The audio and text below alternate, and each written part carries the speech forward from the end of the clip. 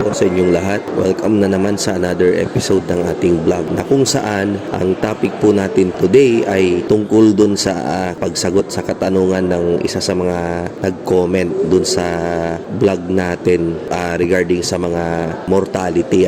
Na-mention ko kasi na ang isa sa mga cause ng mortality ng mga RTL natin ay may mga predator gaya ng daga, pusa, ganyan. Sa case namin, dati nagkaroon kami ng problema sa mga daga. Kapag ganyan na inaatake tayo ng daga, unang-una, pwede natin silang lasunin sa pamamagitan ng Dora rat killer, ganyan.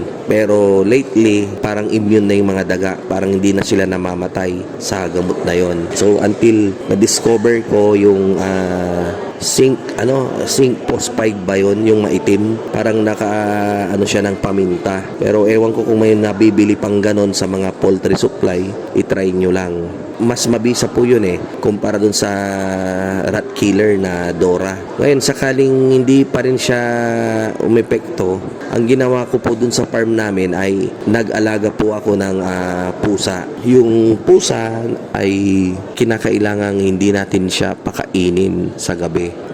Every morning lang natin siyang pakakainin. Tapos pagdating ng gabi, pakakawalan natin siya para siya mismo yung maghanap ng mga daga, papatayin niya, hahabol-habulin niya yan. Minsan kakainin din niya yan kapag gutom na gutom. Sa umaga naman wala na yung mga daga, pupunta na yan sa kanilang mga lungga. Then that's the time na pakakainin natin, tapos ikukulong natin yung pusang yon. Kinagabihan na naman, pakakawalan na naman natin. Yun yung naging pinaka-effective na pinang-control ko sa daga dun sa farm. Yan, kapag sa pusa naman, at least yung pusa medyo madali siyang makontrol. Aso naman yung kanyang kalaban. So mag-alaga tayo ng aso, yung aso na talagang gigil na gigil sa pusa para makontrol natin yung mga ganyan.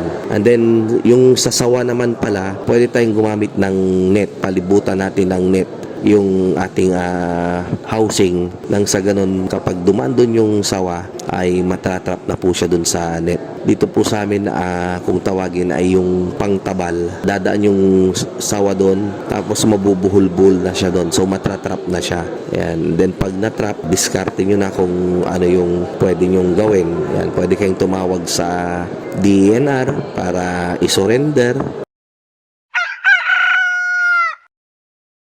Sana nabigyan ko na naman kayo ng tips regarding sa pag-control ng mortality. So, once again, maraming salamat po. Update ko lang po kayo kahit na ako ay medyo nag-umpisa na po kasi yung kampanya dahil ako ay lumalaban bilang isang barangay chairman dito sa aming barangay. Asahan nyo pa rin po na patuloy pa rin po tayong gagawa ng mga vlog para sa inyo. God bless po and mabuhay.